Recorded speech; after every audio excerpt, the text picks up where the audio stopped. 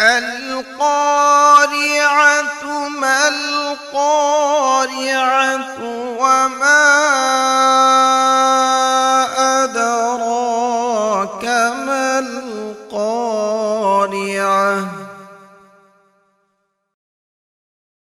السلام علیکم ورحمۃ اللہ وبرکاتہ.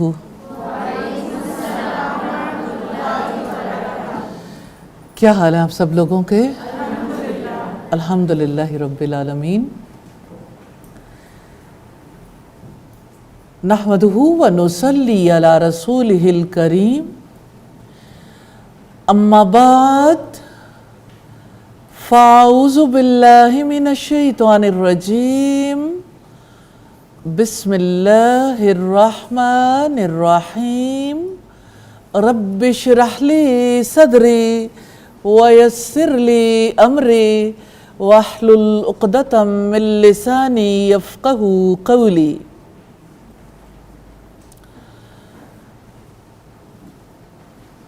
فتنے کا لفظ زبان پر آئے انسان کی کیفیت بدل جاتی ہے. کون ہے جو کسی فتنے میں مبتلا ہونا چاہتا ہو؟ کون ہے جسے آزمائشیں پسند ہوں؟ لیکن اس دنیا میں سب چیزیں ہماری چوائس سے نہیں ہوتی ہیں. ہم سب بلیو رکھتے ہیں پری ڈیسائیڈڈ ہے، قرب قیامت کے دور میں ایسا ہونا ہے، اور ہم اینڈ آف ٹائم پہ پیدا ہوئے. یہ اللہ تعالیٰ کی تقدیر ہے کہ اس زمین پر زندگی کا یہ آخری وقت ہے. جو نشانیاں فتنوں کے دور کے بارے میں بتائی گئیں، ایک ایک کر کے وہ نشانیاں پوری ہوتی چلی جا رہی ہیں. صحیح ستہ میں جو احادیث فتنوں کے دور کے متعلق ہیں، انہیں ہم نے ایک کتاب کی صورت میں اکٹھا کیا، اور اسی کے توسط سے ہم دیکھیں گے کہ محمد رسول اللہ صلی اللہ علیہ وسلم نے فتنوں کے دور کے بارے میں کیا پیشین گوئیاں کی. پہلی حدیث ہے، اور اس حدیث کے بارے میں چاہیں تو اسے انفارمیشن سمجھ لیں، چاہے تو اسے نبی صلی اللہ علیہ وسلم کی جانب سے تنبیہ سمجھ لیں. جو تنبیہ سمجھے گا وہ اس پر غور و فکر کرے گا، کیونکہ انفارمیشن ٹیکنالوجی کا دور ہے، اور انفارمیشن اتنی تیزی کے ساتھ ہم تک پہنچتی اور نکل جاتی کہ غور و فکر کرنے کا موقع نہیں ملتا. میں چاہوں گی کہ آپ سب لوگ اس بارے میں اپنی ذمہ داری محسوس کریں کہ محمد رسول اللہ صلی اللہ علیہ وسلم نے جو بات ارشاد فرمائی بغیر حکمت کے نہیں. ہمارے پاس یہ علم بے سبب نہیں آیا، اس لیے آیا ہے کہ ہم دور کو پہچانیں، اس کے بارے میں رسول اللہ صلی اللہ علیہ وسلم کی حدیث کی وجہ سے اپنا خاص پوائنٹ آف ویو بھی بنائیں. اور اس کے بعد یہ ہے کہ جہاں ہمارے لیے کسی فتنے سے بچنا ممکن ہے اس کے لیے ہم کوشش کریں، اور فتنوں کے دور کے بارے میں جہاں ممکن نہیں ہے وہاں رسول اللہ صلی اللہ علیہ وسلم کی نصیحت کے مطابق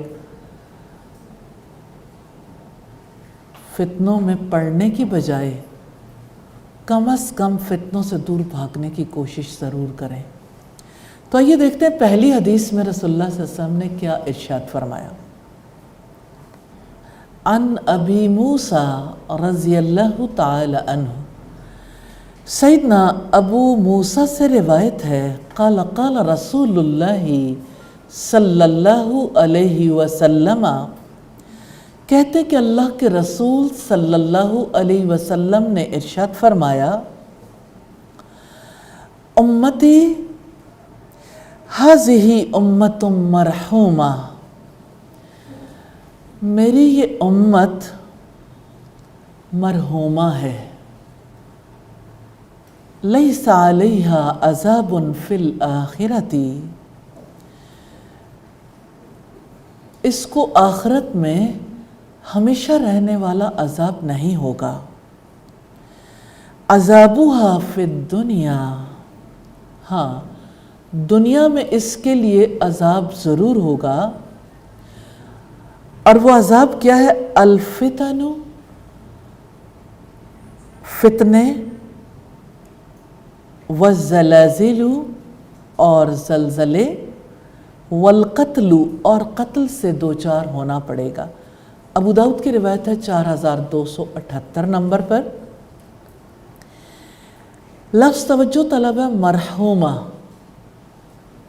رحم سے ہے، یعنی یہ امت ایسی ہے جس پر رحم کیا جائے گا، یہ اللہ تعالیٰ کی جانب سے اس امت کے ساتھ خصوصی معاملہ ہے، اور نبی صلی اللہ علیہ وسلم نے اس کے توسط سے ہمیں آگاہ کیا ہے تاکہ ہم دنیا میں آنے والے فتنے، آزمائشیں، زلزلے اور قتل و غارت گری کو اللہ تعالیٰ کی تقدیر سمجھ کر برداشت کر سکیں۔ ایک لفظ ہے نا مرحومہ، اس ایک لفظ نے کتنی تسلی دی ہے کہ میری یہ امت مرحومہ ہے، یعنی اس پر رحم کیا جائے گا، آخرت میں اس کو عذاب نہیں دیا جائے گا، دنیا میں فتنوں میں، آزمائشوں میں، قتل و غارت گری میں اور زلزلوں میں یہ امت مبتلا کی جائے گی۔ جیسے اب دیکھتے ہیں دنیا میں زلزلوں کی کتنی کثرت ہو گئی۔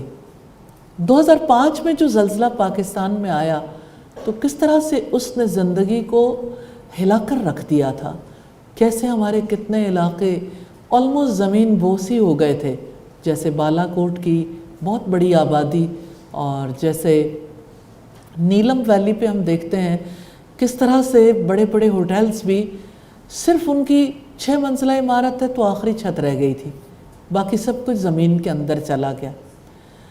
اور کس طرح سے اسلام آباد میں بڑے ٹاور زمین بوس ہو گئے تھے، اور یہی زلزلے آپ ترکی میں آنے والے زلزلے کو دیکھیں اور مختلف علاقوں میں آنے والے زلزلے کو دیکھیں تو اس سے پتہ چلتا ہے کہ زلزلوں کی کثرت تو ہے، اور جہاں تک قتل و غارت گری کا تعلق ہے کس قدر آسان ہو گئی۔ آج وہ دور ہے جہاں پہ ایک بیٹی اپنے باپ کو قتل کر دیتی ہے، ایک بیٹا اپنے باپ کے بارے میں کیا نقطہ نظر رکھتا ہے، یہ ڈھکا چھپا معاملہ نہیں رہ گیا، لوگوں کے اندر برداشت کم ہو گئی ہے۔ اگر آپ جنرلی دیکھیں تو تب بھی آپ دیکھیں گے کسی سگنل پر تھوڑی دیر کے لیے رکے ہیں لیکن گاڑیاں چلتے ہوئے تھوڑا سا موو کرنے لگے ہیں تو آپ ایک دم شور سنتے ہیں کہ پیچھے والوں کی برداشت ختم ہو چکی۔ ایسا کیوں ہے؟ دنیا میں جب برداشت ختم ہو جاتی ہے نا، لوگ ایک دوسرے کو سپیس دینے کے لیے تیار نہیں ہوتے، تو پھر زندگی کا ختم کرنا معمول بن جاتا ہے۔ اور آپ جانتے ہیں کچھ گیمز ایسی ڈیزائن کی گئیں اور بنائی گئیں جس کی وجہ سے چھوٹے بچوں کے اندر خودکشیاں عام ہو گئیں، جیسے پب جی، اور اسی طرح سے اس سے پہلے کی بہت ساری گیمز ہیں۔ ایک خبر آتی تھی دبئی سے کہ کسی نے اوپر سے چھلانگ لگا دی، دوسری خبر کسی اور علاقے سے آتی تھی، تو اس گیم پہ پابندی عائد ہو گئی۔ پھر آگے بڑھیں تو دیکھیں جنگوں میں جتنی بڑی تعداد ختم ہو رہی ہے، بیماریوں کی وجہ سے جتنی بڑی تعداد ختم ہو رہی ہے، اچانک آنے والی وبائیں، پھوٹ پڑنے والی وبائیں، اور ایک وبا کا اس وقت ہم سب شکار ہیں، اور اسی طرح سے پھر آپ دیکھیے کہ جیسے گناہوں کے اثرات کی وجہ سے جو بیماریاں پھیل رہی ہیں اس کی وجہ سے کتنی بڑی تعداد ہے جو موت کے منہ میں جا رہی ہے، لیکن جہاں تک قتل و غارت گری کا تعلق ہے اس کا بہت بڑا تعلق خدا فراموشی سے ہے۔ تو قرب قیامت کے دور میں زلزلے تو رب کی جانب سے آئیں گے لیکن انسانوں کے گناہوں کی پاداش میں، اور قتل و غارت گری جو انسانوں کی جانب سے ہوگی تو یہ خدا فراموشی کی وجہ سے اور اپنے آپ کو رسپانسبل اور اکاؤنٹیبل نہ سمجھنے کی وجہ سے۔ ایک انسان کے اندر جب یہ خناس سما جاتا ہے کہ میں کسی کے آگے جواب دہ نہیں ہوں، جب وہ یہ سمجھتا ہے کہ میں جو چاہوں کر لوں، کوئی مجھے سزا نہیں دے سکتا، تو کتنی بڑی بات ہے جو رسول اللہ صلی اللہ علیہ وسلم نے فرمائی، اذا لم تستحی فاصنع ما شئت۔ پہلی کتابوں میں، پہلے انبیاء کی امتوں میں جو عقل کی باتیں، وزڈم کی باتیں انبیاء نے بتائیں، ان میں ایک بات یہ بھی ہے کہ جب تم بے حیا ہو جاؤ پھر جو تمہارے جی میں آئے کر گزرو۔ ہاں، حیا کے ساتھ کتنے معاملات درست ہو جاتے ہیں، اور جب انسانوں کا پاس لحاظ، شرم، مروت نہیں رہ جاتی تو کتنے معاملات خراب ہو جاتے ہیں۔ آج کا دور ایسا ہی ہے، جب قتل و غارت گری بڑھ گئی۔ یاد رکھیے گا، قتل و غارت گری کے بڑھنے میں انسانوں کے گناہوں کا اثر شامل ہے۔ انسانوں کے گناہ، انسانوں کی خطائیں، انسانوں کا رب سے دور ہونا، اللہ تعالیٰ کے بتائے ہوئے طریقہ زندگی سے ہٹ کے چلنا، اس کی بہت بڑی ریزن ہے۔ ہاں، یہ بات ہمیں پتہ چلی کہ یہ معاملات دنیا کے ساتھ ہیں۔ دنیا میں قتل و غارت گری بھی ہوگی، زلزلے بھی آئیں گے، اور فتنے، مختلف طرح کی آزمائشیں بھی ہوں گی۔ اللہ تعالیٰ سے دعا ہے کہ اس امت کو جیسے اللہ تعالیٰ نے آخرت میں قابل رحم سمجھنا ہے، یا اللہ دنیا میں بھی ہم پر رحم فرما دیجئے، اور یا اللہ ہمیں ان وباؤں سے، اس قتل و غارت گری سے، اور جو آپ کی جانب سے طے شدہ زلزلے ہیں ان آفتوں سے ہمیں بچا لیجئے۔ دوسری حدیث ہے، دنیا میں سوائے فتنے کے کچھ باقی نہیں۔ عن معاویہ، سیدنا معاویہ سے روایت ہے، یقول، وہ فرماتے تھے، سمعت النبی صلی اللہ علیہ وسلم یقول، کہ میں نے نبی صلی اللہ علیہ وسلم کو فرماتے سنا، لم یبق من الدنیا، نہیں باقی رہا دنیا میں، الا بلاء و فتنۃ، مگر مصیبتیں اور فتنے۔ ابن ماجہ کی حدیث ہے 4035 نمبر پر، جس حدیث کے توسط سے ہمیں پتہ چلا کہ دنیا میں جن کا دل لگتا ہے، دنیا میں ہم جو کچھ تلاش کرتے ہیں، سب فتنہ ہے۔ اللہ تعالیٰ کی کتاب ہمیں بتاتی ہے مال اور اولاد فتنہ ہے۔ ایک بار ایسا ہوا کہ نبی صلی اللہ علیہ وسلم نے حضرت حسن اور حضرت حسین رضی اللہ تعالی عنہما کو آتے دیکھا۔ ان کی والدہ نے انہیں سرخ رنگ کے جبے پہنائے تھے۔ آپ صلی اللہ علیہ وسلم خطبہ دے رہے تھے، آپ کو ڈر لگا کہیں گر نہ جائیں، تو آپ نے معذرت کر کے ممبر سے اترے، دونوں بچوں کو اٹھایا اور آ کے کہا، اللہ تعالیٰ کی بات سچی ہے، اولاد واقعی انسان کے لیے آزمائش ہے، مجھے لگا کہ یہ گر جائیں گے، اس لیے میں نے بات روک کے ان کو اٹھا لیا۔ اس بات کو سمجھنا بڑا مشکل ہے کہ مال اور اولاد انسان کے لیے فتنہ ہے، آزمائش ہے، اس لیے کہ مال سے زندگی کی ضروریات پوری ہوتی ہیں اور اولاد سے زندگی کو زینت ملتی ہے، اور انسان اپنی اولاد ہی کے لیے تو بہت کچھ کر رہا ہوتا ہے، لیکن آج کے دور میں یہ سمجھنا نسبتاً آسان ہو گیا، جہاں اولاد کا یہ ذہن بنا دیا گیا کہ جب ہم بڑے ہو جائیں گے تو ہمیں اپنی زندگی بسر کرنی ہے، اور ہمارے ماں باپ کے لیے اولڈ ہومز زیادہ مناسب ہیں، کہیں وہ ہماری آزادیوں میں مخل نہ ہو جائیں۔ کتنی عجیب بات ہے کہ جو والدین اپنی اولاد کو پالتے پوستے ہیں، ان کی پرورش کرتے ہیں، جب وہی والدین بوڑھے ہو جاتے ہیں تو اولاد انہیں چھوڑ کر نئے افق کی طرف بھاگ نکلتی ہے۔ حقیقت یہ ہے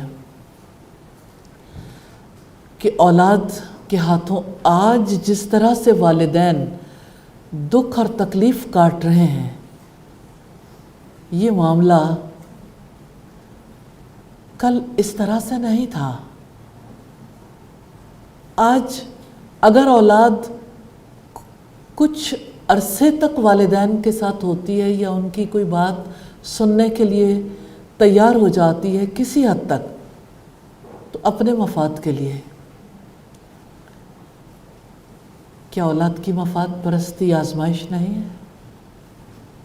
کیا اولاد کا ماں باپ کی بے عزتی کرنا، ان کی عزت اور احترام کا خیال نہ رکھنا، ان کی رشتہ داریوں کا خیال نہ رکھنا، اور پھر یہ کہ ان کی خدمت نہ کرنا، ان کی اطاعت نہ کرنا، یہ والدین کے لیے آزمائش نہیں ہے؟ اور وہ مال جو سرسبز و شاداب دکھتا ہے، جس کی وجہ سے دنیا کامیاب ہوتی نظر آتی ہے، ہاتھ کی میل ہے۔ مال پاس ہو تو تمام خود غرض لوگ ارد گرد رہتے ہیں، اور مال نہ ہو تو ارد گرد والے سب چھٹ جاتے ہیں۔ جیسے مال اور اولاد آزمائش ہے نا، اسی طرح سے انسان کے لیے کتنی چیزیں آزمائش بن گئیں۔ کیا آج کا نظام تعلیم آزمائش نہیں ہے؟ کیا اس نظام تعلیم کے توسط سے ایسے افراد تیار نہیں ہو رہے جو اپنے رب ہی کا انکار کر دیتے ہیں؟ ہمارے سکولز کی کتنی چینز ہیں جو ایتھیسٹ پروڈیوس کر رہی ہیں، کیا یہ آزمائش نہیں ہے؟ مسلمان ماں باپ کی گودوں سے پروان چڑھنے والے بچے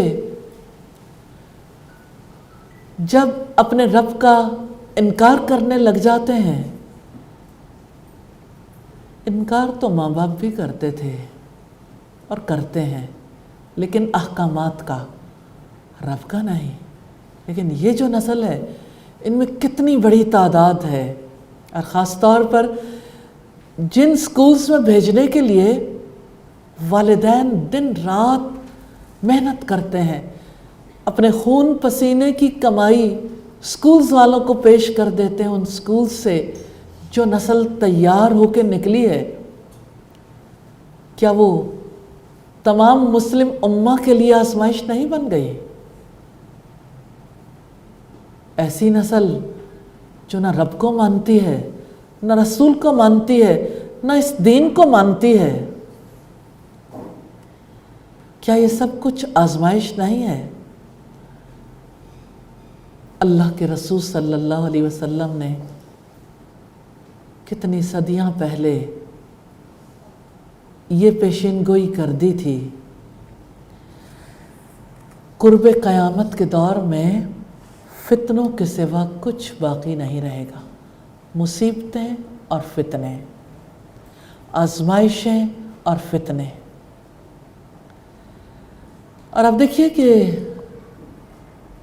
اس آزمائش کو اگر آپ دیکھنا چاہیں جتنے پرت کھولیں گے اتنی ہی باتیں نکلتی چلی آئیں گی۔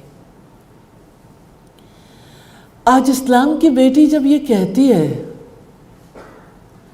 کہ پدر شاہی نہیں چلے گی، یعنی باپ اگر ہمیں یہ کہتا ہے کہ یہ چیز درست ہے اور یہ درست نہیں ہے تو باپ کی نہیں مانی جائے گی۔ اگر ہم اپنے باپ کی مانیں گے تو ہم مظلوم ہیں۔ ہاں، باپ کے بارے میں ایسا امیج دے دیا گیا کہ رات کو 3 بجے بھی بیٹی گھر آئے تو باپ سوال نہ کر سکے۔ اس کو آزادی کا نام دیا گیا، ویمن امپاورمنٹ کا نام دیا گیا۔ کیا آزادی اور آوارگی میں کوئی فرق نہیں ہے؟ یہ واقعی مادر پدر آزادی ہے جو سب کے لیے بہت بڑی آزمائش ہے۔ اور کیا ہر ایک کے ہاتھ کا موبائل، یہ ڈیفرنٹ گیجٹ سب کے لیے آزمائش نہیں بن گئی؟ ایک چھوٹے بچے کی بھی رسائی میں ہے دنیا کے سب سے بڑے بے حیائی کے کام، قتل و غارت گری، اور جو وہ دیکھنا چاہے ان موبائلز کے تھرو دیکھ سکتا ہے۔ ایک ماں کتنے بڑے دھوکے میں ہے جب وہ اپنے بچے کو موبائل پکڑاتی ہے۔ آپ 1 مہینے کے، 2 مہینے، 3 مہینے کے بچوں کو دیکھیے، ان کے لیے موبائل سب سے بڑی اٹریکشن بن گئی۔ اس موبائل کے تھرو بڑا اچھا تو لگتا ہے کہ سب لوگ آپس میں ویل کنیکٹڈ ہیں، دور بیٹھے ہوئے بھی ایک دوسرے سے ویڈیو کال کر رہے ہیں، لیکن آپ اس مائنڈ کو دیکھیے جو اس موبائل سے متاثر ہو رہا ہے، اور آپ چھوٹے چھوٹے بچوں کو دیکھیے کہ وہ کیا چیزیں دیکھتے ہیں اور کیسے ان کا ذہن بن رہا ہے۔ کیا یہ سب کچھ آزمائش نہیں؟ کیا آج میڈیا اور سوشل میڈیا ہمارے لیے آزمائش نہیں بن گیا؟ کیا مسلمان بیٹیوں کا یہ معاملہ کہ وہ کافروں کے ساتھ شادی کرنے کے لیے تیار ہیں، اپنے والدین کو چھوڑ کے، اپنا مذہب، اپنے رب، اپنے دین، اپنے طریقے زندگی کو چھوڑ کر جو کافروں کے پاس چلی جا رہی ہیں، کیا یہ ماں باپ کے لیے اور پوری امت کے لیے آزمائش نہیں ہے؟ ہاں، دنیا میں واقعی مصیبتوں، آزمائشوں اور فتنوں کے سوا کچھ باقی نہیں رہ گیا۔ حدیث نمبر 3 ہے، اور یہ حدیث بڑی امپورٹنٹ ہے۔ مکر اور فریب کے سال قریب ہیں۔ جو بات 1450 برس پہلے تقریباً کہی گئی، آج ہم ان سے گزر رہے ہیں، اور آپ اس حدیث کو اسی طرح سے پڑھیے اور سنیے اور انالیسس کریں، تجزیہ کریں، کتنی سچی پیشین گوئیاں ہیں جو محمد رسول اللہ صلی اللہ علیہ وسلم نے کی۔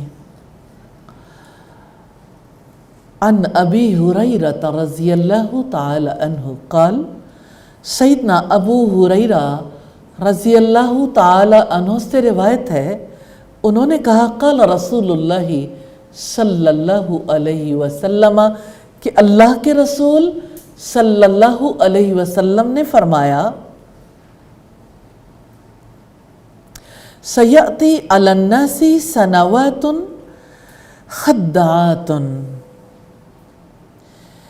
قریب ہیں وہ مکر اور فریب کے سال جو لوگوں پر آئیں گے۔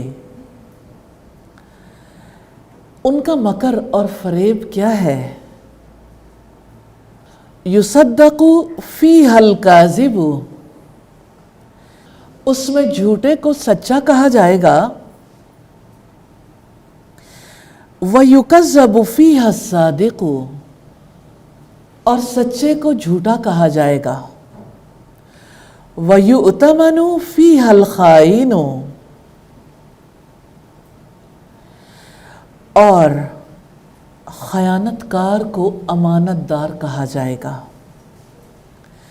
وَيَخُونُ فِيهَا الْأَمِينَ، اور اس میں امانت دار کو خائن کہا جائے گا، یعنی چور کو ایماندار اور ایماندار کو چور قرار دیا جائے گا۔ آج بھی تو ہر طرف چور چور کہنا معمول بن چکا، امانت دار اور خیانت کار کا پتہ نہیں چلتا۔ وَيَنْتِقُ فِيهَا الرُّوَيْبِضَةُ، اور حقیر اور کمینہ آدمی بات کرے گا۔ قیل وما رویبضہ، کہا جائے گا رویبضہ کا کیا ہے؟ قال، آپ نے فرمایا الرویبضہ، کہ رویبضہ وہ ہے التافہ فی امر العامہ، جو لوگوں کے عام انتظام میں دخل دے گا۔ ابن ماجہ کی 4036 نمبر روایت ہے۔ لگتا ہے کہ آج کے حالات میں یہ بات کہی گئی۔ صادق و مصدوق نے یہ بات کہی کہ عنقریب مکر و فریب کے سال آئیں گے، اور ہم ان سالوں سے گزر رہے ہیں جہاں چور کو امانت دار اور امانت دار کو چور کہا جائے گا۔ کیا آج لوگوں کے لیے آسان نہیں ہو گیا کسی کی امانت داری کو مشکوک کرنا؟ کسی کے لیے جھوٹ بولنا مشکل امر نہیں رہ گیا، کیونکہ اس کی کوئی عزت ہی نہیں ہے، اس کو اس امر کا کوئی افسوس نہیں ہے اگر وہ جھوٹ بول دے، کیونکہ جھوٹے کو کوئی پکڑنے والا، کوئی اس کی ریپیوٹ متاثر کرنے والا نہیں ہے۔ کسی کو اس سے کوئی غرض نہیں کہ کوئی جھوٹ بولتا ہے یا سچ، کوئی امانت دار ہے یا خیانت کار۔ چلیے میں آپ سے پوچھنا چاہتی ہوں، اگر کسی نے اپنی بیٹی کی شادی کرنی ہو اور لڑکا جو ہے وہ کافی مالدار ہو، تو کیا کوئی تحقیق کرنا چاہتا ہے کہ یہ نماز پڑھتا ہے یا اس نے مال کہاں سے کمایا؟ کسی کو ضرورت فیل نہیں ہوتی۔ کون یہ جاننا چاہتا ہے کہ جہاں میں اپنی بیٹی دینا چاہتا ہوں وہ سچا انسان ہے یا جھوٹا، منافق ہے یا مومن؟ کیا ہم ایسے ماحول میں نہیں رہ گئے جہاں سچائی مشکوک ہو گئی، جہاں جھوٹ کو عزت مل گئی؟ ہر جھوٹے کو پتہ ہے کہ وہ جھوٹ بول کر کیسے دوسرے کی عزت کے دھجیاں اڑا سکتا ہے۔ کیا ہمارا میڈیا اس سلسلے میں اہم کردار ادا نہیں کر رہا؟ یعنی میڈیا پرسنز نے اپنے آپ کو ایک ایسے مقام پر رکھا ہے جہاں ان کو کوئی بھی ہائر کر سکتا ہے، برائب کر سکتا ہے۔ کیا ایڈورٹائزنگ ایجنسیز سچی بات لوگوں تک پہنچاتی ہیں؟ انہیں تو لوگوں کا بزنس بڑھانا ہے، سچ جھوٹ ان کے لیے معنی نہیں رکھتا۔ حیا اور بے حیائی ان کے لیے بالکل ایسی ٹرمز ہیں جو وہ اپنے کسی احاطہ خیال میں بھی لانا نہیں چاہتے۔ سوشل میڈیا پر سچائی ڈھونڈنے سے ملتی نہیں ہے۔ کیا یہ قرب قیامت کا دور نہیں ہے؟ اور کیا آج کمینے لوگ زیادہ پاورفل نہیں ہیں؟ کیا نگینے لوگوں کو کمینے لوگ مغلوب کر کے رکھنا نہیں چاہتے؟ رسول اللہ صلی اللہ علیہ وسلم نے فرمایا، کمینہ رویبضہ اس زمانے میں بات کرے گا، وہ بادشاہ کا مشیر اور حاکم ہوگا۔ اب دیکھیے کہ کیسے کیسے مشیر اور کیسے کیسے لوگ جو ہیں وہ کسی بھی حکمران کے ساتھ وابستہ ہے. یعنی کسی ٹی وی شو میں کسی عزت دار آدمی کو کوئی بھی اٹھ کے تھپڑ مار سکتا ہے، برا بھلا کہہ سکتا ہے، بے لگام زبان استعمال ہو سکتی ہے. پروپیگنڈا کے زیر اثر کسی کو پتہ نہیں چلتا سچائی کیا ہے. اور آپ صلی اللہ علیہ وسلم نے یہ جو ارشاد فرمایا رویبضہ کے بارے میں، کمینے کے بارے میں، تو آپ نے فرمایا حقیر اور کمینہ آدمی جو لوگوں کے عام انتظام میں دخل دے گا. تو حقیر اور کمینے لوگ یعنی اوپر سے لے کے نیچے تک، نیچے سے لے کر اوپر تک، اگر یہ دیکھنا چاہیں کہ کمینوں کی تعداد کتنی بڑی ہے تو آپ شاید یعنی کہ اپنی حیات میں کامیاب نہیں ہو سکیں گے کاؤنٹ کرتے ہوئے. ہاں، نگینہ نکال کر دکھائیے، جیسے محمد رسول اللہ صلی اللہ علیہ وسلم نے لوگوں کی تربیت کی، جیسے افراد کو تیار کیا. ہیروں جیسے لوگ دکھائیے، کتنے کم ہیں. آج کوئی ہیرا نہیں بننا چاہتا، اپنی اولاد کو بھی ہیرا نہیں بنانا چاہتا.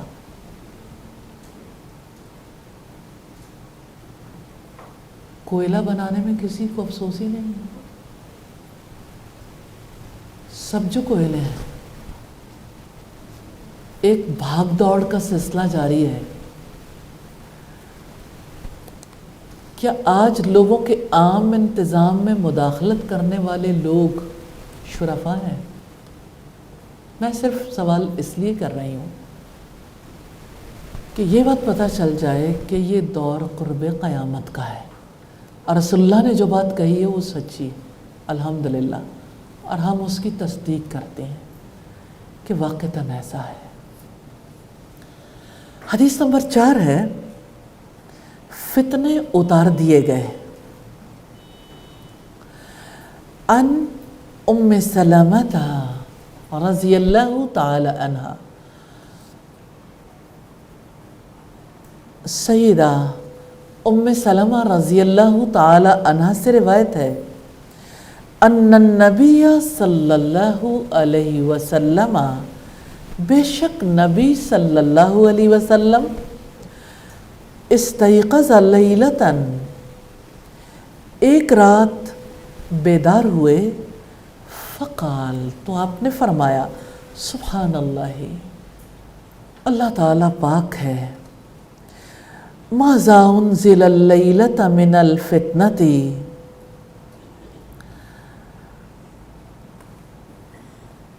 اللہ تعالیٰ کی ذات پاک ہے، اللہ تعالیٰ نے آج کی رات کتنے فتنے نازل کیے ہیں.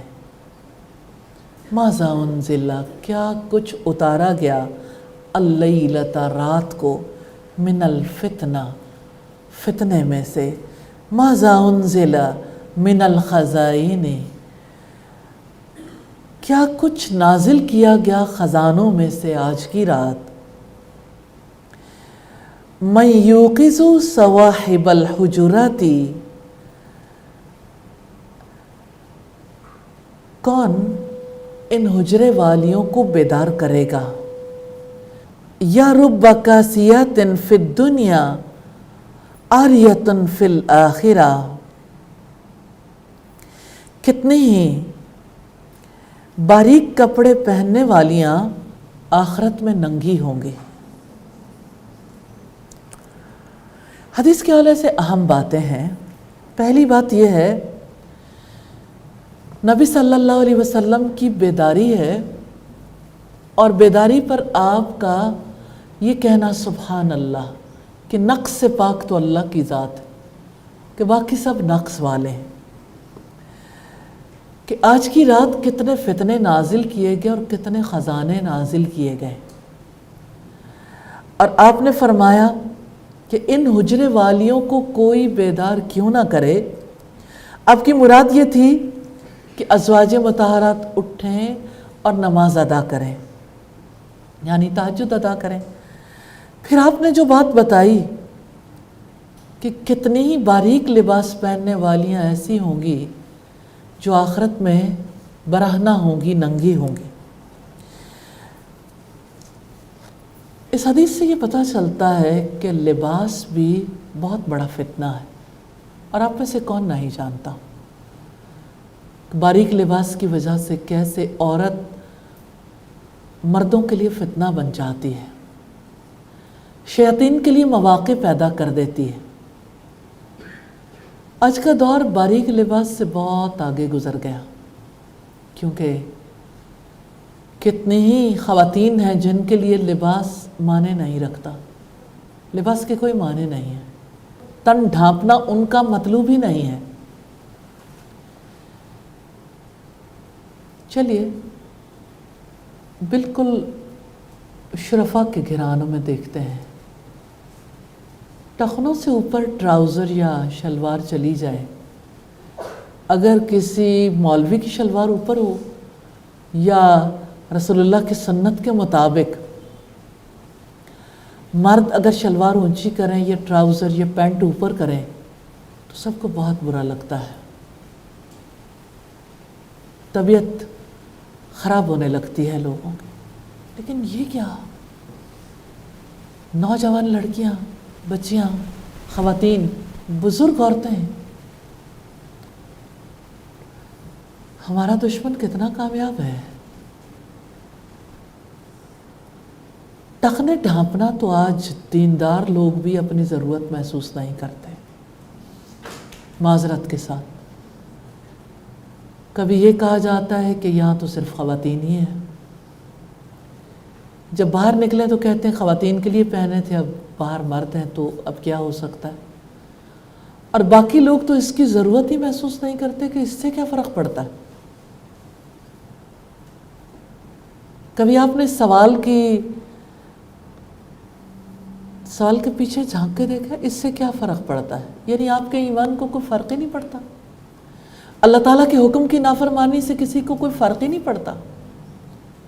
اور آج اسلام کی بیٹیاں ہیں ٹخنوں سے اوپر، لیگز، پھر گھٹنوں سے اوپر، اور پھر بالکل شارٹس، چھوٹی شارٹس پہن کے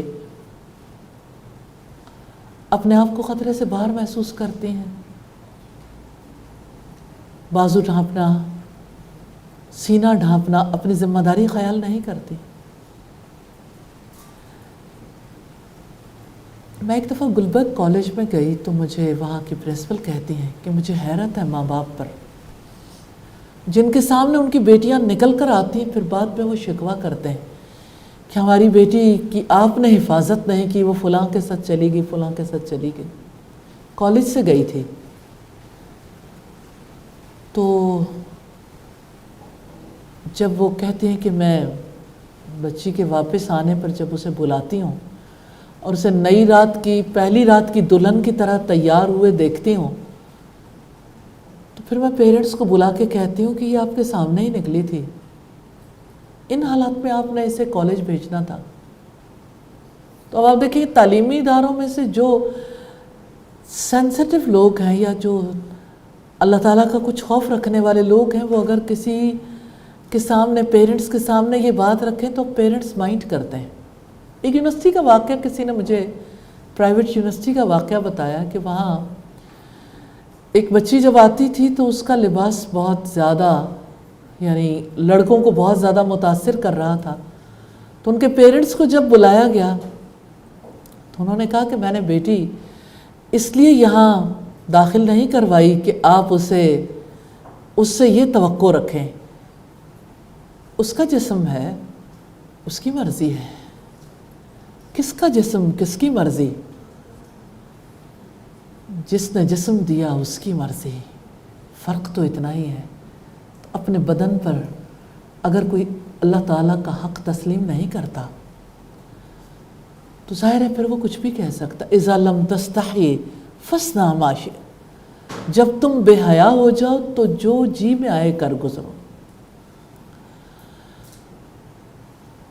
آج یہ حدیث ہم نے اس لیے نہیں پڑھی محض کہ قرب قیامت کی علامات میں سے، آج تو آپ کو عہد کرنا ہوگا اپنے رب سے، اپنے لباس کے بارے میں اللہ تعالیٰ کی عائد کردہ پابندی کو قبول کرنا ہوگا۔ یہ کسی انسان کا مطالبہ نہیں ہے۔ لباس کا جو لباس کے لیے اصول اللہ تعالیٰ نے دیے، ڈریس کوڈ ہے اسلام کا، خواتین کے لیے بھی مردوں کے لیے بھی۔ اور پھر آپ دیکھیں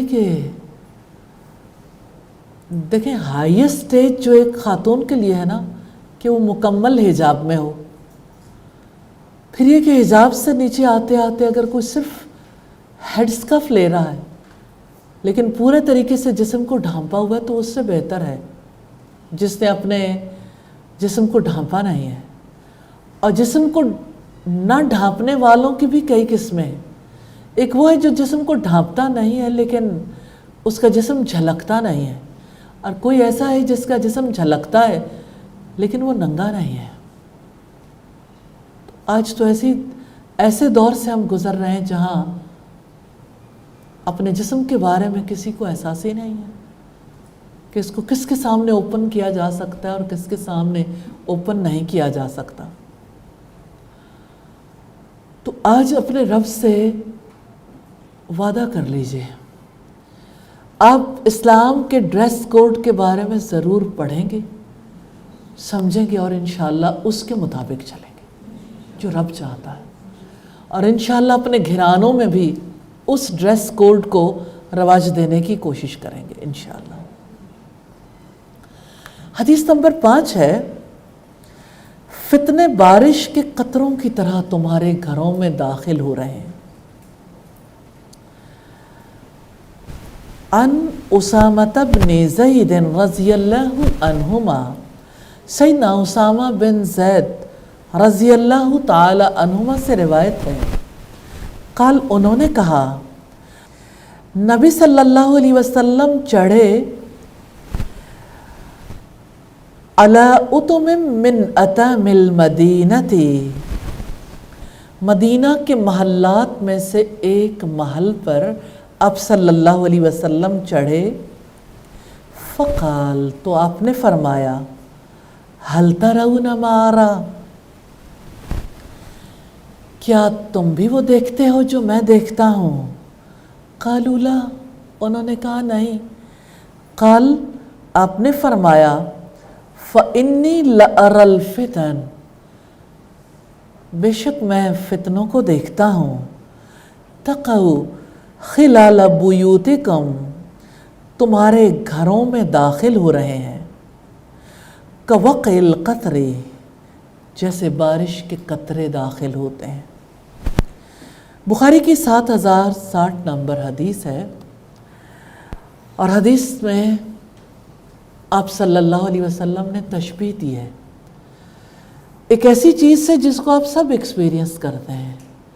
اگر بارش ہو اور بارش کے قطرے کھڑکی سے یا یعنی جیسے ڈائریکٹلی گرتے ہیں، صحن کے اندر آتے ہیں، یا زیادہ بارشیں ہو جائیں تو بارش کمروں تک بھی سم ٹائمز پانی پہنچ جاتا ہے۔ تو جیسے بارش ہوتی ہے نا کھلی کھڑکیوں سے، دروازوں سے، اور کھلے گھروں میں جیسے بارش کے قطرے اندر داخل ہوتے ہیں، اسی طرح سے فتنوں کو میں نے آپ کے گھروں کے اندر داخل ہوتے دیکھا۔ کل جو فتنے تھے بڑے آبویس تھے، زیادہ تھے، اب بہت زیادہ ہو گئے۔ کل کے جو فتنے تھے وہ فتنے کنٹرولیبل تھے، اب معاملہ آؤٹ آف کنٹرول ہو گیا۔ اب جو کچھ گھروں کے اندر داخل ہو رہا ہے، کسی کی کوئی ایکسس نہیں ہے کہ ان فتنوں کو روک سکے۔ ایک موبائل کے تھرو کیا کچھ گھروں میں داخل ہو رہا ہے، آپ کے وجود کے اندر کیا کچھ داخل ہو رہا ہے، جو آنکھ دیکھتی ہے،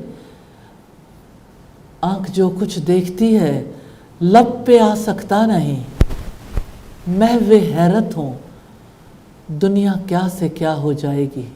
جب یہ شعر کہا گیا تو اس وقت یہ فتنے نہیں تھے، آج یعنی کتنی ریپڈلی چینجز آ رہے ہیں. کل ٹی وی تھا، ٹی وی بیڈ رومز تک پہنچے تو لوگوں نے سمجھا شاید سب سے بڑا فتنہ یہ ہے. آج ہر ہاتھ میں موبائل پہنچ گیا، اور اس موبائل کی وجہ سے کیسے سب کے سب بڑے چھوٹے بزرگ تک متاثر ہو گئے. آج کون سا گھر ہے جو بے حیائی کی ایکسٹریم سے بھی بچا ہوا؟ دنیا میں پاکستان پہلے نمبروں پر آتا ہے پورنوگرافی دیکھنے کے حوالے سے.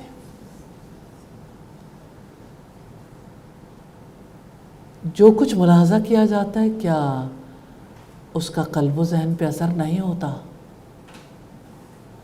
اتنا بڑا فتنہ ہے جس سے بچنا ممکن ہی نہیں. آپ اس سے بھاگ سکتے ہی نہیں، اور اس کے تھرو کیسے دنیا بدلتی چلی جا رہی ہے. ایک فرد یہاں بیٹھا ہے پوری دنیا میں ایکسس کر سکتا ہے. کبھی آپ کو یاد ہوگا جیسے پی ٹی سیل ہوا کرتا تھا نا، تو پیرنٹس کو پتہ ہوتا تھا کہ اب کون فون سن رہا ہے، کس کا فون آیا، اور فون کو ایسی جگہ پہ رکھا جاتا تھا سب کو پتہ چلے. لیکن اب کون سے ماں باپ ہیں جن کا کنٹرول باقی رہ گیا؟ یا ماں باپ یہ فیل بھی کرتے ہوں کہ ہم کنٹرول کر سکتے ہیں، یا وہ کنٹرول کرنے کی کوئی کوشش کرتے ہوں؟ ہر چیز آؤٹ آف کنٹرول ہو گئی. ہم کیسے دور میں پہنچ گئے جہاں یہ سب کچھ کتنا زیادہ ڈیفیکلٹ ہو گیا. یہ قرب قیامت کا دور ہے. رسول اللہ کی بات سچی ہے، فتنے بارش کے قطروں کی طرح تمہارے گھروں میں داخل ہو گئے. لیکن اب دیکھیے بارش کا کتنی زیادہ ہو، کیا آپ بارش سے بچاؤ کے لیے کچھ نہیں کرتے؟ آندھی آئے، طوفان آئے، تیز بارشیں آئے، نقصان بھی ہو، اپنے تئیں تو بچنے کی کوشش کرتے ہیں. ہمارا کام یہ ہے کہ ہم ان فتنوں سے بچاؤ کے لیے جتنا کچھ کر سکیں، جتنا ہماری دسترس میں ہو اس کے لیے کرنے کی کوشش کریں. ایسا نہیں ہے کہ چیزیں حکومتی سطح پر بھی آؤٹ آف کنٹرول ہوں. سوشل میڈیمز کنٹرول ہو سکتے ہیں، میڈیا کنٹرول ہو سکتا ہے، پیچھے سے پابندی لگ سکتی ہے، لیکن ارباب اختیار اور ارباب اقتدار کی یہی چاہت ہے کہ سب کچھ ہر کسی کے پاس بغیر کسی فلٹر کے پہنچے. اور پھر اب دیکھیے کہ فتنے، کل تک تو لوگ فیل کرتے تھے کہ کسی کی بری صحبت ہے، بری دوستی ہے. اب تو پتہ ہی نہیں کہاں کہاں دوستی ہے اور کہاں کہاں سے کون کیا کیا اثرات قبول کر رہا ہے. اللہ تعالیٰ سے دعا ہے ہمیں ان فتنوں سے بچا لے، اور ہمیں ان فتنوں کا سد باب کرنے کی جو ہمارے بس میں ہے ہمیں توفیق عطا فرما دے. حدیث نمبر 6 ہے، فتنے رات کے ٹکڑوں کی طرح نازل ہوں گے.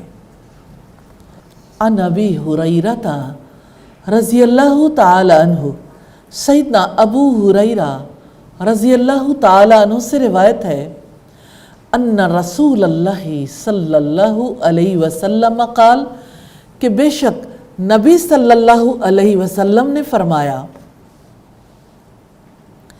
بادروا بالاعمال فتنا، نیک اعمال میں جلدی کر لو. تذکرہ ہے فتنے کا، کقطع اللیل المظلم، تاریک رات کے ٹکڑوں کی طرح. فتنوں کے واقع ہونے سے پہلے پہلے نیک اعمال کر لو. یصبح الرجل مؤمنا ویمسی کافرا، آدمی صبح کو مومن ہوگا، شام کو کافر ہوگا. ویمسی مؤمنا ویصبح کافرا، شام کو مومن ہوگا اور صبح کو کافر ہوگا. یبیع احدہم دینہ بعرض من الدنیا، لوگ دین کو دنیا کے سامان کی خاطر فروخت کر دیں گے۔ ترمذی کی 2195 اور 2197 نمبر روایت۔ حدیث میں پہلی بات جو توجہ طلب ہے، تاریک رات کے ٹکڑوں کی طرح فتنوں کے واقع ہونے سے پہلے پہلے نیک اعمال میں جلدی کر لو۔ رسول اللہ صلی اللہ علیہ وسلم نے فتنوں کو رات سے تشبیہ دی ہے، کیونکہ رات تو سب کے تجربے میں آتی ہے۔ تو ایک تو رات ہے وہ جو 14ویں کی رات ہے، اور ایک وہ رات ہے جو اندھیری رات ہے۔ تو تاریک رات کے ٹکڑوں کی طرح، یعنی فتنے ایسے آئیں گے کہ بالکل گھپ اندھیرا ہے۔ اس سے پہلے کہ وہ فتنے واقع ہو جائیں، اس سے پہلے پہلے نیک اعمال میں جلدی کر لو۔ یہ ہے اصل بات، یہ ہے وہ چیز جس کی طرف توجہ کرنے کی ضرورت ہے کہ کرنے والے کام آپ نے کرنے تو ہیں، ان میں تیزی لے آؤ، جلدی کر لو۔ وقت گزر جائے گا اور ہاتھ ملتے رہ جاؤ گے۔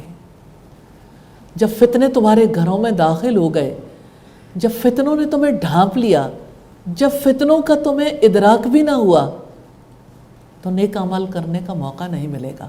دیکھیے رشیا میں کیا ہوا۔ ایک صاحب لکھتے ہیں کہ میں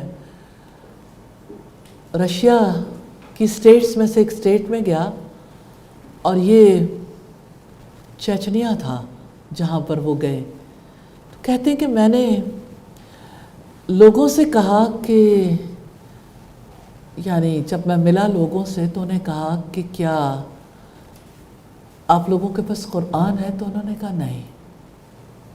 لیکن لوگوں نے بتایا کہ قرآن یاد ہے، تو انہوں نے کہا کہ میں نے قرآن لیا، قرآن جو میرے پاس تھا میں نے پڑھنا شروع کیا، تو میں آیت کو شروع کرتا تو آگے سے سب لوگ اسے، یعنی بچے بھی اور لوگ جو ہیں وہ آگے سے اسے پڑھنا شروع کر دیتے۔ تو مجھے بڑی حیرت ہوئی کہ یہ سب کیا ہے۔ ہاں، رشیا نے جن سٹیٹس پر قبضہ کیا تھا وہاں مسلمانوں کی مسجدیں استبل بنا دی گئیں، لوگوں کو نماز پڑھنے کی اجازت نہیں تھی، اذان نہیں ہو سکتی تھی، لوگوں کے لیے اسلام کو پریکٹس کرنا تو دور کی بات، اسلامی نام بھی کوئی نہیں رکھ سکتا تھا۔ لوگوں کے لیے یعنی یہ بات بڑی عجیب تھی کہ کوئی مسجد میں جا کے نماز ادا کر لے، لیکن انہوں نے اپنی جنریشنز کی فکر کی، انہیں اتنے برے حالات میں بھی قرآن حفظ کروایا، اتنے برے حالات میں بھی اس کے لیے انہوں نے کسی حد تک تھام کے رکھنے کی کوشش کی، لیکن سب کچھ ان کے ہاتھ میں نہیں تھا، کیونکہ ہر چیز بدل چکی تھی۔ نہ وہ ڈریس اپنی مرضی سے پہن سکتے تھے، نہ وہ اپنے مسلمان بچوں کے نام اسلامی رکھ سکتے تھے، نہ انہیں اسلامی شاعر سکھا سکتے تھے۔ تو دنیا میں جہاں جہاں بھی باطل کا غلبہ ہوا ہے، اس نے اسی طرح سے پنجے گاڑے۔ آج آپ لوگوں نے اس بچی کا جس کو ہیرو بنا کے پیش کیا گیا، رول ماڈل بنا کے پیش کیا گیا، آج آپ نے اس کا بیانیہ نہیں پڑھا نکاح کے بارے میں، نکاح کی ضرورت کے بارے میں، اور اپنا ذاتی موقف انہوں نے دیا کہ نکاح نہیں کرنا چاہتی اور نکاح کی ضرورت ہی محسوس نہیں کرتے۔ کیا پاکستان میں نکاح کا نیا ضابطہ انٹروڈیوس نہیں کرایا جا رہا؟ اب نکاح اس طرح سے نہیں ہوں گے کہ کوئی نکاح خواہ نکاح پڑھا دے، اب اس کے لیے نئی اسکیم انٹروڈیوس کی جا رہی ہے۔ ہم کس بھول میں ہیں کہ چند عورتیں اگر عورت مارچ کے نام پہ نکلتی ہیں تو وہ صرف عورت کی آزادی کا مارچ ہے؟ نہیں، اللہ کے قانون سے بغاوت ہے۔ کبھی کبھی ایسا ہوتا ہے نا کہ اللہ تعالیٰ کسی کی بات کو سامنے لے آتے ہیں. وہ بزرگ بھی آپ کو یاد ہوں گے، بزرگ کہتے ہوئے دل خفا ہوتا ہے، جنہوں نے کہا تھا کہ ہمارا عورت کا مسئلہ اس وقت تک حل نہیں ہو سکتا جب تک کہ نکاح کا سلسلہ ختم نہیں ہو جاتا. تو اصل ایجنڈا کیا ہے کہ نکاح ختم کر دو. ہم تاریخ کے تاریک ترین دور میں انٹر ہو چکے ہیں جہاں رب کی بات ماننے کی آزادی ختم ہوتی جا رہی ہے، جہاں پہ لوگوں کے سامنے جو کچھ پیش کیا جا رہا ہے وہ فرق ہے، ریالٹی فرق ہے. آج کی صورتحال بہت تکلیف دہ ہے. ہر آنے والے دن میں اسلام کو پریکٹس کرنا مشکل ہوتا جائے گا. اس سے پہلے کہ بازی ہار جائیں، اس سے پہلے کہ ہمارے لیے ایسے اصول ضابطے بن جائیں کہ ہمارے لیے اسلام پریکٹس کرنا ممکن ہی نہ رہے، نیک اعمال میں جلدی کر لیں. کیا آپ محمد رسول اللہ صلی اللہ علیہ وسلم کی وصیت کو قبول کرنے کے لیے تیار ہیں کہ نیک اعمال میں جلدی کر لیں؟ تو یاد رکھیے گا، علم عمل کا امام ہے. علم کے بغیر نیک اعمال نہیں ہوتے، کیونکہ یہ قرآن و سنت کا علم ہے جس کی وجہ سے انسان کا دل یقین کرتا ہے. اس ایمان اور یقین کی وجہ سے انسان عمل کرتا ہے، اور جو صاحب عمل ہوتا ہے وہ دوسروں تک بھی پہنچاتا ہے. تو پہلی بات تو ہے نیک اعمال میں جلدی کرنے کی، اور دوسری بات ہے جو اسی سے ریلیونٹ ہے، صبح کو آدمی مومن ہوگا، شام کو کافر، اور شام کو مومن ہوگا تو صبح کو کافر. کیا آج ایسا دور نہیں ہے؟ کتنے بچے ہیں جو رات کو مسلمان ہوتے ہیں، جب گھروں سے نکلتے ہیں، جب نشہ کرنے کے لیے پہنچتے ہیں، جب ہماری بڑی معروف چینز کی چھتوں پر کھلے آسمان تلے آئس نشہ کیا جاتا ہے، جس سے بچے 1 سال کے اندر اندر شیزوفرینیا کے پیشنٹ بن جاتے ہیں.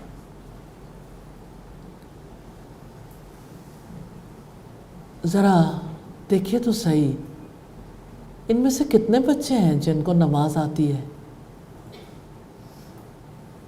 جنہوں نے کبھی زندگی میں 1 بار نماز پڑھی ہو؟ کتنے بچے ہیں جو اس بات کا یقین رکھتے ہیں کہ ہم نے جہان سے چلے جانا؟ بزرگ بھی دیکھ لیں، جوان دیکھیں، بچے دیکھیں، کتنی آسانی کے ساتھ لوگ اس بات کا تذکرہ کرتے ہیں. بچے کل تک اور تھے، آج ان کی صورتحال کتنی فرق ہو گئی. آج ایک بچی اٹھتی ہے، اس کے لیے کتنا ایزی ہے، کیوں یہ کہتی کہ میں نے اپنی دوست کو چھوڑ دیا، کیونکہ اس نے زنا کر لیا ہے.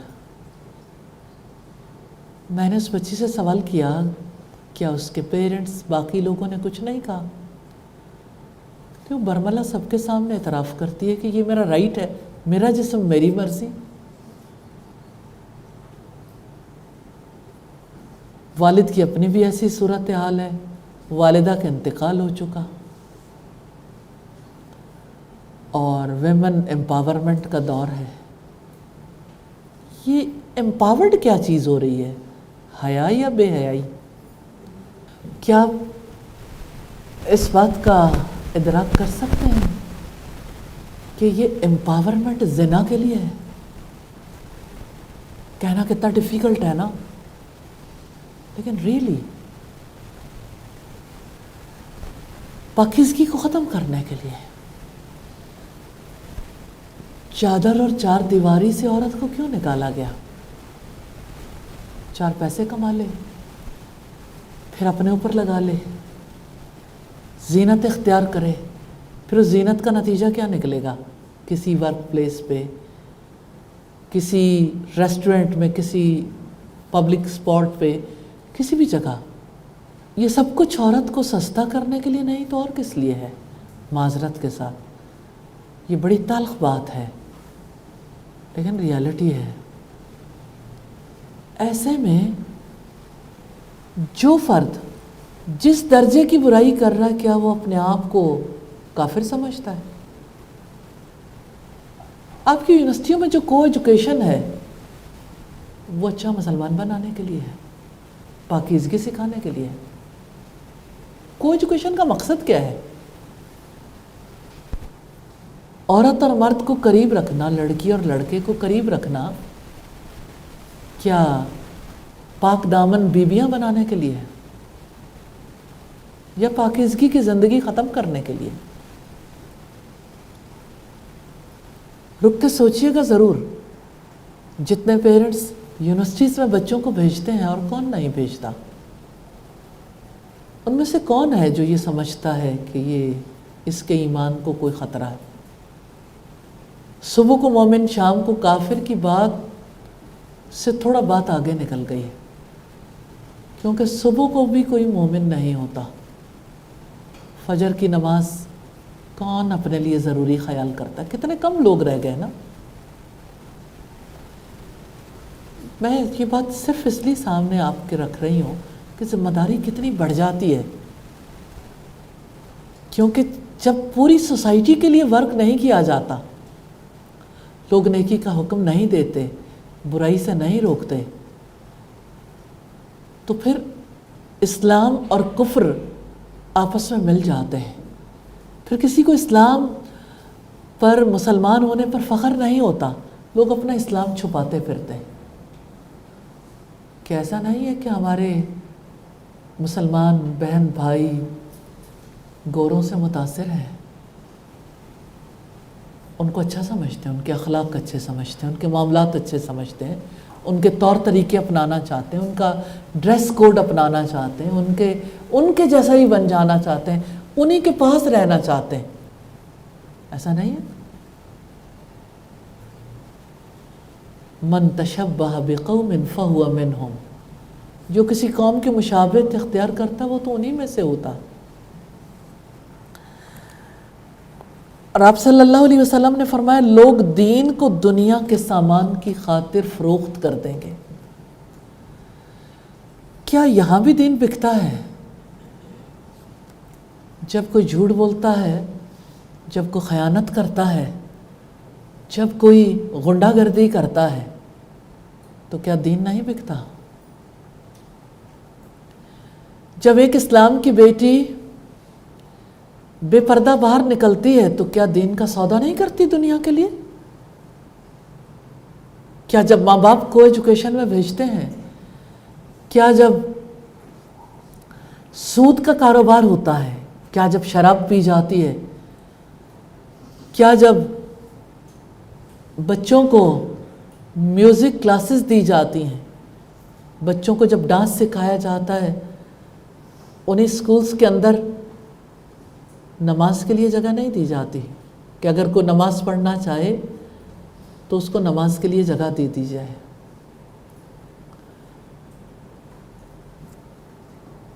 سب کو دنیا کیوں عزیز ہے؟ یہ کیوں لگتا ہے ہمیشہ دنیا میں ہی رہنا؟ ہم اینڈ آف ٹائم کے بارے میں اسی لیے پڑھ رہے ہیں کہ ختم ہو جائے گا سب کچھ، اور ہمیں نئی زندگی میں انٹر ہونا ہے، نئی زندگی میں جانا ہے، اس کے لیے تیاری کرنی ہے۔ اللہ تعالیٰ ہم سب کو توفیق عطا فرمائے۔ میں نے یہ احادیث آپ تک پہنچائی ہیں، آپ اور لوگوں تک پہنچا دیجیے۔ اللہ تعالیٰ ہم سب کو توفیق عطا فرمائے۔ سبحانک اللہم و بحمدک، نشہد ان لا الہ الا انت، نستغفرک و نتوب الیک۔ السلام علیکم ورحمۃ اللہ وبرکاتہ۔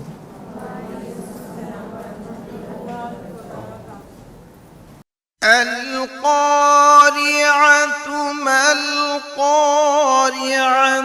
وما أدراك ما القارعة يوم يكون كالفراش المبثوث وتكون الجبال كالعهن المنفوث